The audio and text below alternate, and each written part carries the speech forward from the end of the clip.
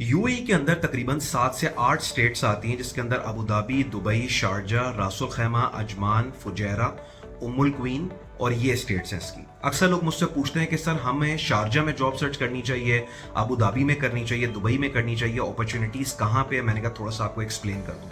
देखें, जो यूएई की टोटल मार्केट का 60 से 70% जो अपॉर्चुनिटीज़ है ना, जितना टोटल बिजनेस है या जहाँ पे आपको जॉब मिलेगी वो दुबई है।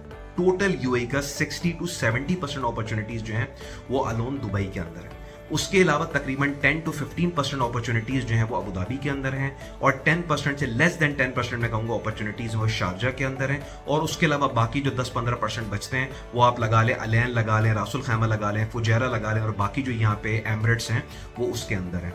तो जब भी आप यूएई जॉब सर्चिंग के ऊपर आए, आपको रहना भी दुबई के अंदर चाहिए, जॉब सर्चिंग भी दुबई के अंदर करनी चाहिए, और अपनी पूरी एनर्जी जो है वो भी आपको दुबई के अंदर लगानी चाहिए। बिकॉज दिस इज वेयर जितने भी यहाँ पे बड़ी बड़ी कंपनीज के ऑफिसेज हैं वो कोई शारजा के अंदर नहीं है, इक्का दुक्का के अबू धाबी के अंदर होंगे। सारा बिजनेस, सारी अपॉर्चुनिटीज और तमाम चीजें जो हैं वो दुबई के अंदर हैं।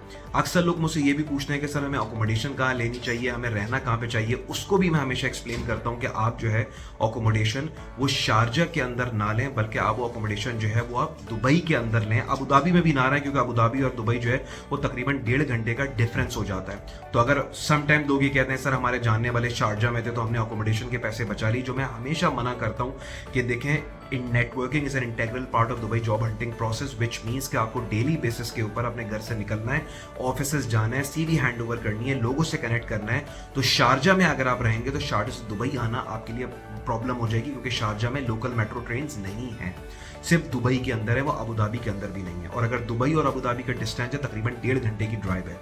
तो जब भी आप लोग यहाँ पे जॉब सर्चिंग के ऊपर आए, हमेशा कोशिश करें कि आप दुबई के अंदर रहें और अपनी पूरी एनर्जी जो है वो दुबई के अंदर लगाएं। जितनी भी फॉर्च्यून 500 कंपनीज के ऑफिसेज हैं, रीजनल ऑफिसेज जो हैं वो सारे दुबई के अंदर हैं। यहाँ पे एक इंटरनेट सिटी है, यहाँ पे इंटरनेट सिटी के अंदर आप जाएंगे तो वहाँ पे गूगल का ऑफिस है, माइक्रोसॉफ्ट का ऑफिस है, आईबीएम का है, ऑरेकल का है, सैप का है, सोनी के, इन सब के ऑफिस हैं। उसके बिल्कुल बराबर में जो है वो मीडिया सिटी है।